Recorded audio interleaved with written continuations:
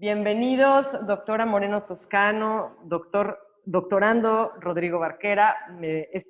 Yo soy Luisa Reyes Retana, soy directora del Instituto Cultural de México en Alemania, y este es un espacio dedicado a el Códice de la Cruz Badiano, que se inscribe en un contexto más amplio, que es la exposición a la que hemos nombrado Códices Vivos de México, de la cual la doctora Moreno Toscano aquí presente es autora, incitadora y ahora vamos a darle la palabra y que se presente quién es y después nos platique un poco sobre la vida de este códice. Y después le damos la palabra a Rodrigo. Adelante, doctor. Gracias, Luisa. Yo soy Alejandra Moreno Toscano. Mi profesión es ser historiadora. He trabajado en la academia, he trabajado en el sector público, he hecho una larga vida en el gobierno de México. Y en esta ocasión, vinculado a una de mis fascinaciones más personales, que es la edición de códices, porque publicar un códice es siempre una aventura, es siempre un proceso creativo muy interesante, coordina muchísimas personas, y en este caso el Códice de la Cruz Badiano es importantísimo y tuvimos la oportunidad de editarlo. Entonces me puedo presentar como una editora de códices por fascinación. Me encanta, muchas gracias. Ahora platíquenos un poco cómo llegamos hasta acá. ¿Cómo es que hoy por hoy tenemos en las manos una edición facsimilar del Códice de la Cruz Badiano recién salida de imprenta? Sí, es un documento excepcional, el Códice de la Cruz Badiano.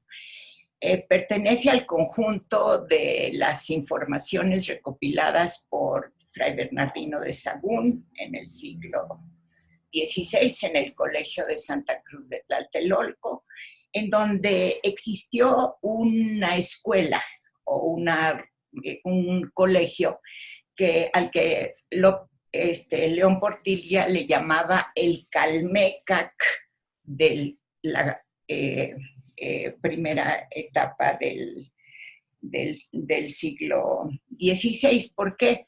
Porque era un conjunto de especialistas, tanto nahuatlatos como los frailes educados que habían venido a conocer las características de las nuevas tierras, que se ponían a conversar y a recuperar un diálogo complejo, puesto que eran dos culturas completamente diferentes que no tenían vinculación previa. Entre todo lo que dijeron y entre todo lo que reunieron, hay esta pequeña joya que es de médicos. Los médicos nahuatlatos del Valle de la Náhuac, por decirlo así, Martín de la Cruz y Juan Badiano, hablan de la sabiduría de la utilización de las plantas tradicionales de México para uso de la herbolaria, para uso médico. Okay. Ese es un conocimiento que se retoma, y en este maravilloso pequeño libro que ahorita celebramos están descritas con toda precisión las plantas, sus cualidades y sus funciones, para qué las utilizaba la medicina herbolaria tradicional indígena. Ese es en resumen la importancia del códice y los descubrimientos que nos ha dado ahora con relación a esta, circunstancia especial por la que atraviesa el mundo es que hay un esfuerzo de los campesinos, de los biólogos, de quienes han transmitido la reproducción de las plantas vivas, o bien en sus sembraduras, en sus tierras de sembraduras, o bien en los jardines etnobotánicos, y que por lo tanto tenemos pues el privilegio no solo del conocimiento libresco, sino de algo que podemos llamar los códices vivos, que son estos grandes herbolarios, jardines etnobotánicos, de los que algunos son absolutamente extraordinarios y nos sentimos muy orgullosos de que existan. Muchas gracias, doctora. Creo que este es muy buen momento para presentar a Rodrigo, o más bien lo mismo, para que él se presente con nosotros y quizá introduzca el tema sobre cómo se conectan el tema libro, o sea, el hecho mismo del códice y la biogenética, los temas ya más de los contenidos del códice, ¿no? Rodrigo. Bueno, muchas gracias. Buenas tardes. Mi nombre es Rodrigo Barquera. Yo soy químico farmacobiólogo de formación por la Facultad de Química de la UNAM. Y si bien me dedico actualmente más a cuestiones de genética y de inmunogenética en particular, dentro de mi formación académica y como parte de mi servicio social, estuve trabajando en etnofarmacobotánica en la Sierra Norte de Puebla, donde precisamente hay comunidades nahuaparlantes que conservan toda esta tradición de los remedios y terapéuticas tradicionales que han prevalecido desde mucho tiempo antes de la conquista hasta nuestros días. Nuestra misión ahí fue buscar por distintos medios cuáles eran los principios activos en los cuales se puede pues, dar algún fundamento a toda esta medicina, digamos, que no cae dentro del modelo médico hegemónico. Entonces, independientemente de que haya un principio activo, nosotros sabemos que esta medicina tiene una función no solamente fisiológica, sino también social. Entonces, era un poco la idea tener esas dos visiones, no solamente el principio activo y la farmacodinámica y la farmacocinética de este principio activo, sino toda esta función que permea nuevamente desde tiempos ancestrales hasta nuestros días. Obviamente, dentro de los registros que nosotros tenemos o de la información que nosotros manejamos, pues están estos tratados médicos, están los escritos de los siglos XVI y XVII, pero muy importantemente, pues están estos códices, que como menciona la doctora, pues son un conjunto de toda esta tradición herbolaria que se encontraba al momento de la conquista, inicios de la colonia, y que permiten de alguna forma rescatar a través del tiempo y de las generaciones no solamente el uso de las plantas, sino la forma en la que se preparaban, la forma en la que se utilizaban para obtener un efecto farmacológico. Y esto es lo que lo hace un tratado médico, ¿no? Lo hace un documento de importancia médica. Entonces, para este trabajo, pues lo que nosotros nos dimos a la tarea fue de identificar en las plantas en las cuales ya había estudios y en las que no, pues en las familias de las cuales ya se tenía alguna referencia bibliográfica, los principios activos o cuáles son las funciones que estas moléculas pueden desempeñar en el organismo humano y de esta forma, pues tratar de identificar cuáles son los efectos de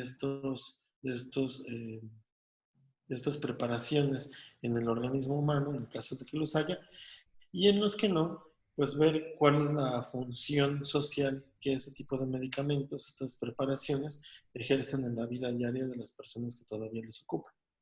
¿Y qué dirías que representa esta nueva vida del códice? O sea, es un acercamiento que propone alguna visión novedosa de las cosas, dada la investigación. Sí, yo creo que lo más importante es retomar todo esto. Al final de cuentas, y como lo hemos manejado siempre, ¿no? El conocimiento vive. Y este conocimiento es importante porque si se ocupó durante tantos siglos o milenios antes de la llegada de los europeos a América, pues es por algo. Realmente tiene una función, tiene eh, una utilidad.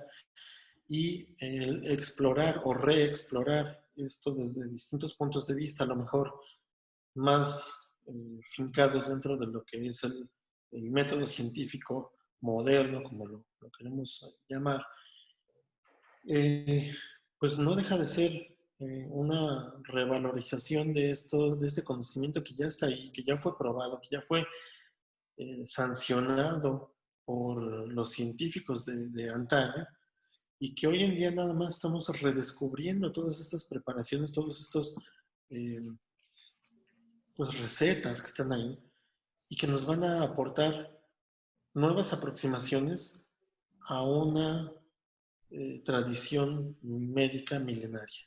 Ok. Y lo mismo quisiera saber, quisiera preguntarle a la doctora, ¿cómo ve usted esta nueva vida del códice respecto al conocimiento A actual? mí me ha sorprendido, sorprendido. No me esperaba que la vinculación de un libro, un libro precioso, incunable, patrimonio, eh, pues que tenía un significado que nosotros habíamos concebido eh, relacionado a reconocer este trabajo de la reproducción campesina de las plantas originarias, nos fuera a vincular prácticamente de una manera constante con nuevos ámbitos de la investigación, de los principios que están transformando digamos, a nuestro mundo, a nuestra naturaleza, a nuestra eh, vida social en este momento. Y me dio mucho gusto porque tú recuerdas que empezamos a platicar esto con la idea de establecer una relación con el centro que conserva la documentación de Alejandro de Humboldt, que está precisamente en Berlín, y que una de las cuestiones más interesantes que, que constituye la aportación de Humboldt a esta globalización es que se reconozca la particularidad de todos los lugares del mundo sin subordinación y que se establezca un diálogo equitativo científico de conocimiento entre toda esa amplísima diversidad que él estaba encontrando y descubriendo y estableciendo en sus tratados del cosmos y de las características que vinculaban al planeta por primera vez en la historia. Entonces, es notable que haya esa vinculación entre los científicos, los campesinos y los, digamos, intelectuales, por decir así, que bibliotecarios, gente de libros, en una recuperación de sus propias raíces, de las raíces que los han constituido, de sus conocimientos ancestrales, pero ya en un nivel de investigación global. O sea que ya nos pone en una situación de conocer nuestra propia formación con otra perspectiva.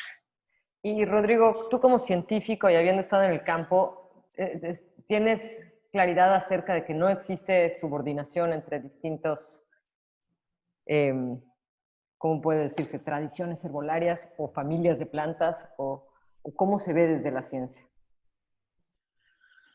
Pues es una cuestión muy compleja porque la relación que existe entre el ser humano y las plantas es una cuestión pues bastante profunda, ¿no? Creo que cada grupo humano tiene su propia relación con su entorno. De este entorno pues sacan distintos tipos de saberes. Eh, Van a haber plantas que son buenas para consumirse, van a haber plantas que son buenas para el tratamiento de enfermedades. Y si tuvieras que ceñirte a la mexicana, a la relación que tenemos nosotros con nuestras plantas. Yo creo que es una cuestión muy, muy importante, es una base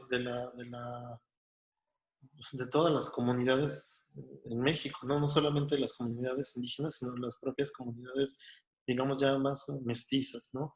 Eh, Cuando uno observa la milpa es un ecosistema por sí mismo, no es un método de cultivo, no es como el monocultivo al que estamos acostumbrados, en que hay trigo o agave.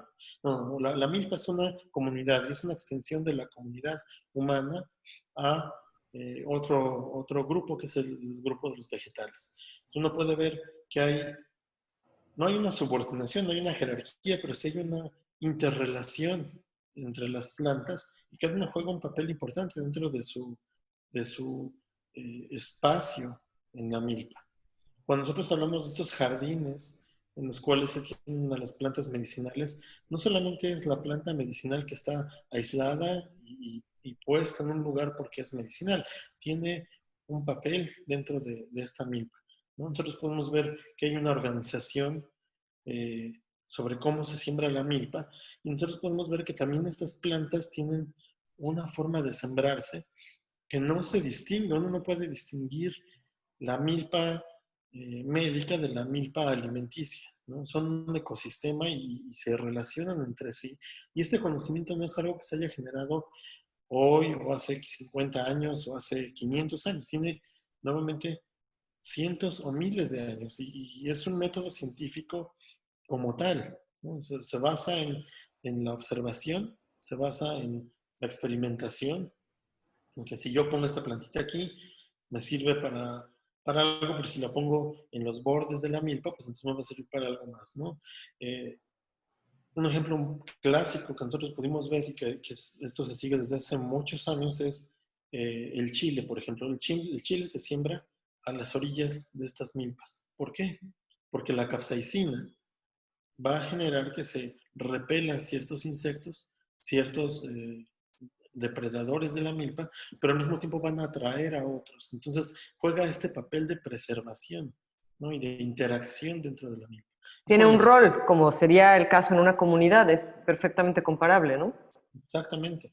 Entonces, Robert Bye, por ejemplo, nos habla de la función de la milpa no solamente como una comunidad ecológica, sino también como una extensión de la propia comunidad humana y cómo nosotros como personas nos relacionamos con la milpa como si fuera un miembro más o unos miembros más de una familia extendida. Entonces, la milpa como tal y la relación que guardamos en México, particularmente con nuestras plantas, pues es muy evidente, ¿no? Y creo que en pocas comunidades hay más arraigo de la palabra raíz, ¿no? Y nosotros tenemos mucho del lenguaje, de este metalenguaje mexicano, digamos, que tiene muchas referencias a las plantas, ¿no?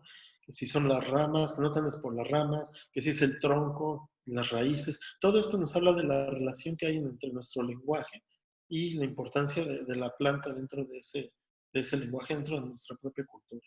Ah, eso es muy interesante. Y pasando a un tema asociado pero nuevo, me gustaría saber, doctora, ¿cómo se atiende el tema de las dosis y de las técnicas curativas en cuanto a las plantas desde su punto de vista? Y después le hacemos la misma pregunta a Rodrigo. Bueno, es una pregunta que a lo mejor yo no te puedo contestar, pero escuchando a Rodrigo ahora en su explicación de esta estructura comunitaria ampliada. ¿Cómo crees que un historiador de formación, historiador, no quede fascinado con que un tema te vincula con tantas ramas, ¿no? Entonces, yo recuerdo solamente, y con preocupación, con esta relación de principios activos que mencionabas, una intención que fue frustrada por el lado de la cultura y que agradecemos mucho que la cultura se haya movilizado para detenerla, que era una regla que se empezaba a constituir de la prohibición de la venta en los mercados de las hierbas sin explicitar su contenido.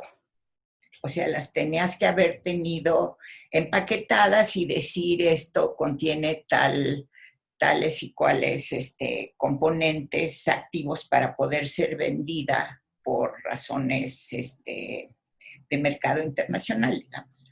Entonces se interrumpió y se estableció que en México existen los mercados populares como hecho cultural y por lo tanto pueden tener presentaciones de forma cultural de las productos que venden y por lo tanto pueden vender a granel, en manojitos, en selección combinada, también las hierbas. Entonces, esto es una cuestión que seguirá presente, me imagino, en las discusiones del mundo por razones también de otro tipo de prohibiciones comerciales, etcétera, pero que nosotros sí encontramos esa manera de detener y decir, no, aquí esto es por manojitos. Es como un pensamiento precapitalista. O sea, si habláramos hoy con Martín de la Cruz y Juan Badiano y les decimos que no podemos vender o no podemos regalar o transar con estas plantas simplemente porque sí, porque nos hacen bien, para compartir el conocimiento, no nos creerían, ¿no? Pues es un gran tema, ¿eh? Es un gran tema también. Sí. Pero hay que preservar esa relación sencilla, comunitaria, de acceso a tus plantas que algunas veces ya no cultivas y que puedes adquirir en los mercados populares. Sí, muy bien. Rodrigo, ¿tú qué nos cuentas de este mismo tema? Pues definitivamente creo que el encasillar dentro de ciertos límites o ciertas normas, lo que ha sido una tradición milenaria, nuevamente le quita esa riqueza, ¿no? Uno puede entender que ciertos fármacos pues no se puedan vender libremente, ¿no? Y no puedo yo llegar a una boticaria, un dispensario y decir, deme un puñadito de ácido acetilsalicílico, porque obviamente tiene complicaciones, tiene cuestiones sanitarias bastante severas, ¿no? En el caso de la medicina tradicional, uno no puede, hay muchas cosas por las cuales uno no puede encasillar o cuadrarse a decir, esto tiene que venir en tal presentación o tal, no sirve así, no funciona así, ¿no? Esta es una medicina viva, es una medicina que la señora, el señor que tienen este conocimiento, que van con sus hierbitas, se ponen, venden sus hierbitas, no es nada más que vayan y lleven ahí sus hierbitas y las pretendan vender por alguna cuestión económica. No obedece a los tratados de libre mercado ni pretende ceñirse a las prácticas de control de calidad de la industria farmacéutica del siglo XXI. Ellos están ejerciendo una labor social, que es la de ser una especie de de médico, porque no lo van a reconocer como médico, pero es un médico, al final de cuentas, está proveyendo de conocimiento y de dosis y de un tratamiento, una terapéutica a un grupo de pacientes, no son consumidores, son pacientes que acuden a estos mercados o a estos jardines o con la persona tal que sabe y que tiene estas plantitas, estos conocimientos, porque tienen una necesidad, no es porque vayan ahí porque necesitan ejercer una cuestión de compra-venta de un tratamiento. Entonces, hay intentos, no por regular, sino por explicar un poco más a la industria farmacéutica, a los médicos, cómo funciona esto, y para eso es que se han desarrollado farmacopeas herbolarias, ¿no? Entonces, dentro de estas farmacopeas herbolarias, pues, si uno se fija en los formatos de las farmacopeas tradicionales, uno dice, ok, tengo este jarabe para la tos, este jarabe debe de tener no menos de 500 miligramos del principio activo o lo que sea, ¿no? Cuando uno ve la farmacopea herbolaria, uno se da cuenta de que este tipo de cuestiones pues no son tan precisas. ¿Por qué? Porque yo no puedo decirle a la planta, necesitas tener tantos miligramos de principio activo por gramo de planta, o si no, no vas a calificar y no te podemos vender. Pero la cosa es bastante distinta. Aquí son preparaciones. Y esas preparaciones, pues obviamente, reflejan el conocimiento nuevamente milenario, ancestral, que no tiene que ver con cómo se produce una tableta. Yo no voy a producir un té, una infusión para su comercio, porque no funciona así. Este conocimiento no es un conocimiento comercial. No es que yo vaya a exportar el té para tratar los cólicos menstruales a Portugal, porque ni siquiera a lo mejor va a funcionar allá, ¿no? Y son cosas que a lo mejor retomaremos un poco más adelante, pero no todo mundo está adaptado a esa medicina tradicional. Entonces, el manejarnos con dosis y una posología y una cuestión mucho más restrictiva, en este caso no funciona. Platícanos un poco sobre este tema tan interesante, cómo, pues sí, hay una comunicación entre planta y genética y hábitos y tradiciones, y, o sea, al parecer es un complejo el que opera para que la medicina tradicional tenga sentido en una comunidad, ¿no? Exactamente. Yo les voy a contar una pequeña historia. No voy a extender mucho, pero sí les voy a pedir paciencia para la historia. ¿De dónde salen los grupos nativos americanos que hoy en día tienen esta herbolaria, esta medicina herbolaria fincada dentro de sus raíces?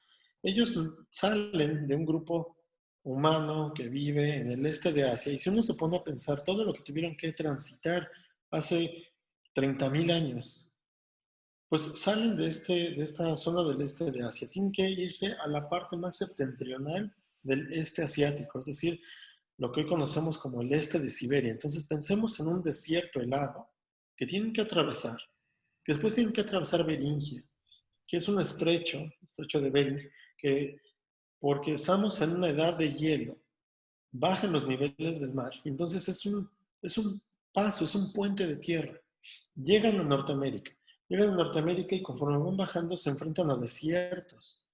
Todos estos miles de años, ellos no están en contacto íntimo con muchas plantas, ¿no? Porque pocas plantas son las que van a estar adaptadas tanto a este desierto helado como a los desiertos de Norteamérica. Cuando por fin llegan a Mesoamérica, se enfrentan a una gran cantidad de plantas y estas plantas pues tienen estos principios activos y al paso de miles de años de poco enfrentarnos a plantas, nuestros ancestros pues ya no tienen esta capacidad de procesar todas las moléculas que tienen estas plantas que han desarrollado como colores, como sabores, como olores, como defensas químicas, ¿no? Entonces empiezan una relación nueva con estas plantas en las cuales se encuentran unas que no tienen muchas de estas moléculas y por lo tanto pueden ser consumidas, encuentran otras que son extraordinariamente fuertes en cuanto al contenido de estas moléculas y entonces pues las ocupan con mucha cautela y precisamente por un efecto farmacológico que ellos van encontrando, ¿no? Dicen, mira, si tomas esta cosa, pues aguas, porque es muy fuerte, ¿no? Te va a dar un dolor de cabeza, pero te va a quitar, no sé, la diarrea, o te va a quitar de este síntoma o esta enfermedad.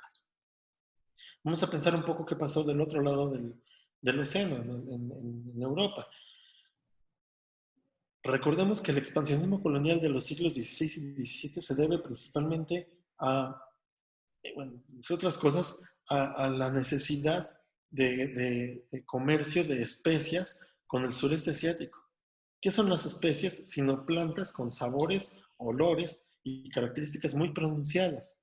¿Qué quiere decir? Que los europeos que ansiaban consumir estas especias y ponerlas y utilizarlas como parte de su cocina, pues estaban adaptadas o están adaptados a un alto consumo de estas moléculas. Entonces estas moléculas yo las tengo en mi comida todos los días, incluso no nada más las que están ahí en las plantas, sino que yo le adiciono otras, ¿no? Pimienta, enebro, muchas cosas. Quiere decir que mi organismo está acostumbrado a desintoxicarme, porque estas cosas son tóxicas, no son propias del organismo humano, tengo que desintoxicarme de ellas, ¿no? Así como también de los medicamentos y como de los mismos fármacos que se encuentran en los tratamientos herbolarios. Mi hígado está acostumbrado a eso. Entonces, en los mismos miles de años que los grupos nativos americanos se desacostumbran a comer estas plantas por su propio andar entre continentes, los europeos se acostumbran a consumir más y más y más de estas mismas moléculas.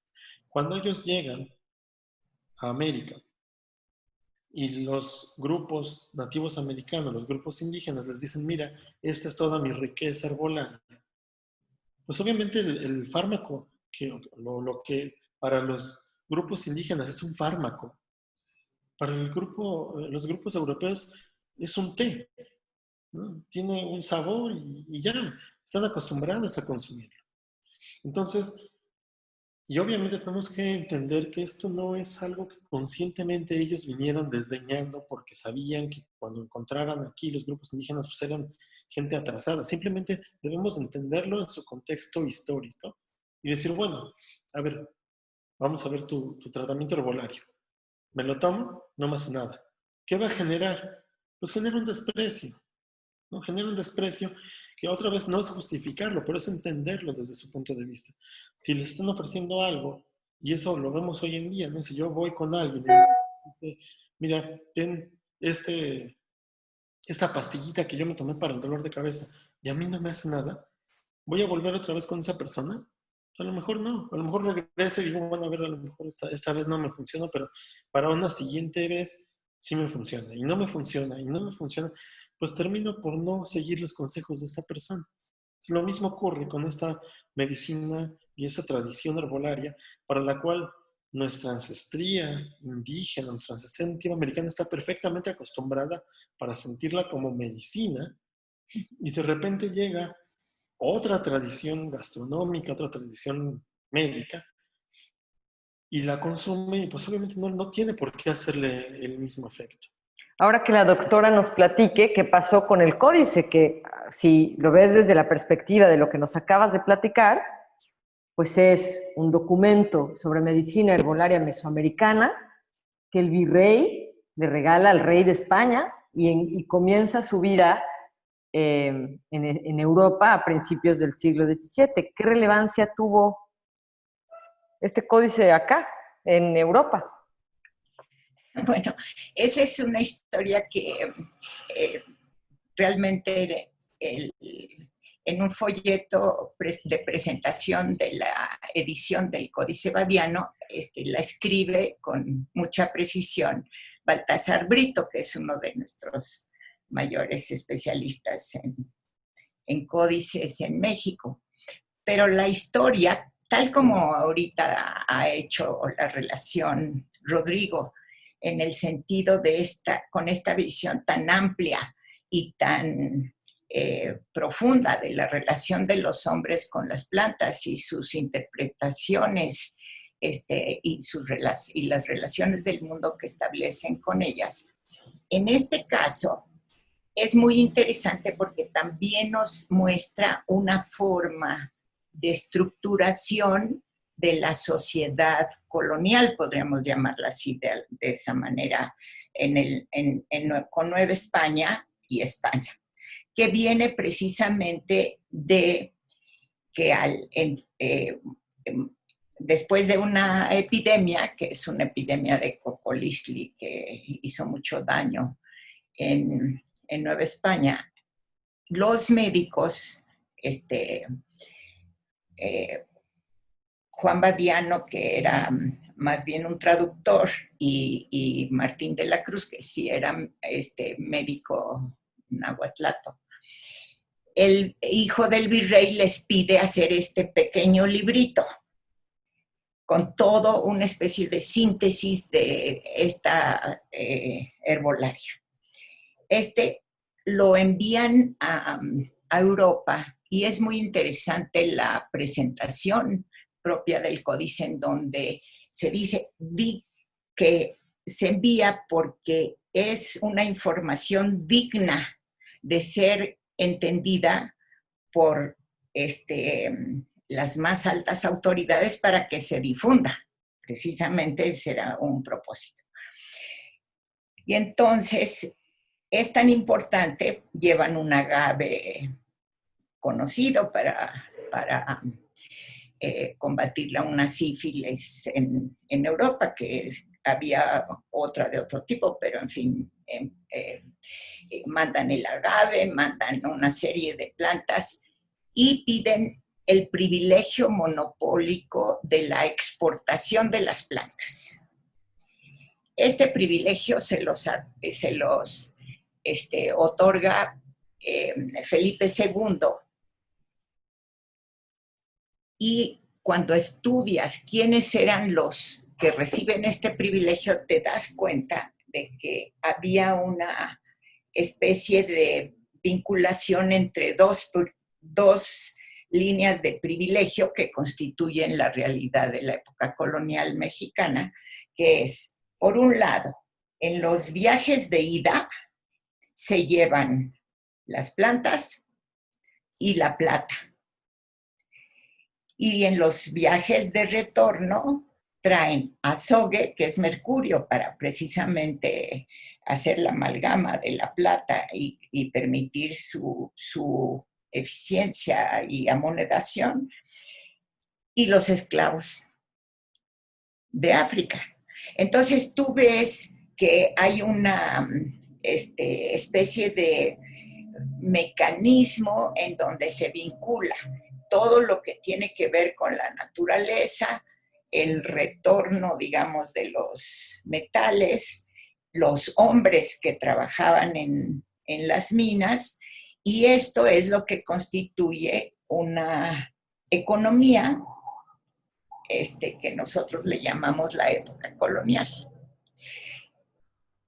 Esto es importante tenerlo claro porque todo eso está modificándose y se está modificando en la época actual precisamente por los cambios tecnológicos, por los cambios geopolíticos y todos los cambios que hemos vivido en estos últimos tiempos.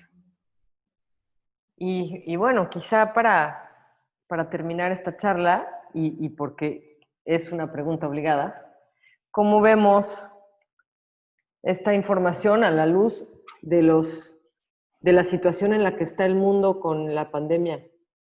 O sea, ¿cómo podemos decirlo? ¿Cómo machan estos temas?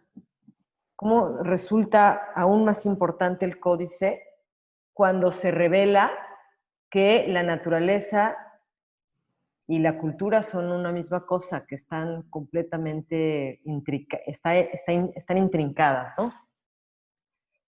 ¿Qué hacemos con este conocimiento dada la circunstancia del COVID? Rodrigo.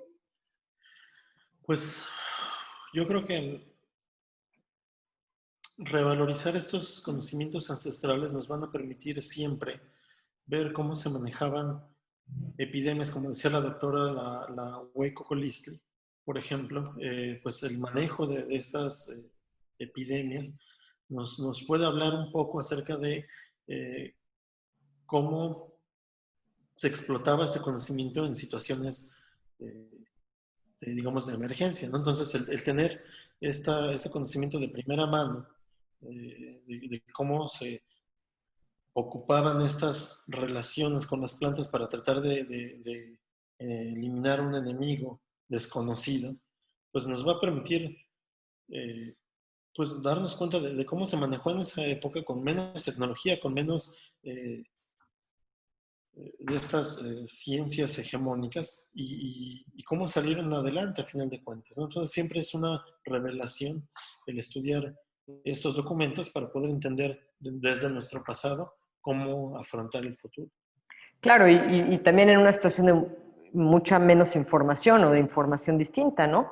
Y probablemente las familias tenían más confianza de que las cosas que tenían en casa o que podían conseguir con cierta facilidad tenían la habilidad de salvarles la vida, o por lo menos de curar los síntomas, en fin. Doctora. Pues creo que ese es el gran tema de la generación que ahorita tiene 12 años, 13, 15. Hay una preocupación absolutamente legítima de la gente muy joven que está interrogando al mundo, porque ahora ya estamos todos en este mundo compartido y nos podemos hablar como ahorita, de por qué hemos hecho o por qué hemos hecho una relación destructiva con la naturaleza cuando nosotros somos naturaleza. Entonces, ese pensamiento que ya deja de ser un pensamiento o científico o intelectual o técnico o vincula a una generación que pide respeto por el ambiente, mejor tratamiento de los ecosistemas, respeto por la naturaleza, reconociéndose como un ser de naturaleza y cultura. Entonces, creo que es un gran tema. Me entusiasma cuando lo escucho, pero entiendo perfectamente que se abre un camino de diálogo y de reconocimiento entre tradiciones de cultura y naturaleza. Muy bien, muchas gracias. Pues no sé si quieran como concluir con un comentario o dejamos abierta la conversación para un segundo encuentro. Pues yo les voy a decir a Rodrigo que ayer me dieron una receta. Usted no se preocupe, tómese su tecito de garra de león.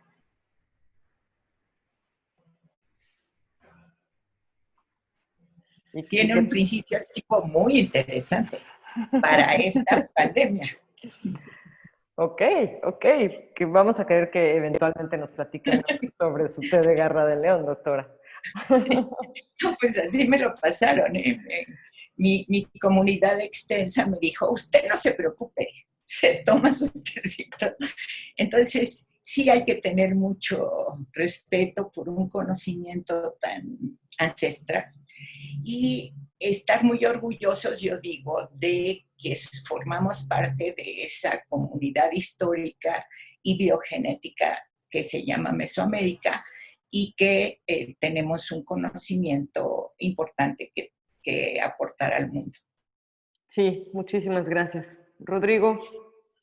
Yo creo que lo más importante, y es algo que tocó la doctora en la participación anterior, que me llama mucho la atención, es que haya este interés de las juventudes por incorporarse al discurso, ¿no? Y no ser nada más observadores pasivos de cómo se destruye o se ocupa la naturaleza para fines que tal vez están un poco desvinculados con nuestra propia naturaleza como especie biológica. Yo creo que si esto lo podemos seguir dialogando, si podemos hacer llegar este conocimiento a esas nuevas generaciones, para que ellos emitan sus propios juicios, sus propias preguntas y cuestionamientos, definitivamente nos va a esperar un futuro más brillante. Entonces yo creo que eso sería lo más importante, que estas nuevas generaciones de todo tipo, de las generaciones que tanto las que viven pegadas a la tablet y a la computadora como las que están en el campo y tienen contacto todavía con ríos y árboles, se incorporen a este discurso y a fin de cuentas también que se vaya generando esta responsabilidad, porque son ellos quienes van a heredar esto, ¿no? Nosotros vamos a dejar en algún momento la antorcha para que ellos la tomen y sigan el camino. Y entonces ellos deben de incorporarse a este discurso y qué mejor que sea entre cuanto antes sea mejor, pues mejor, ¿no? No, la publicación del códice abona mucho a este esfuerzo y también otras herramientas bien interesantes que están desarrollando la doctora y su equipo, como el acceso en línea al facsímil. Lo puedes ver con todo detalle.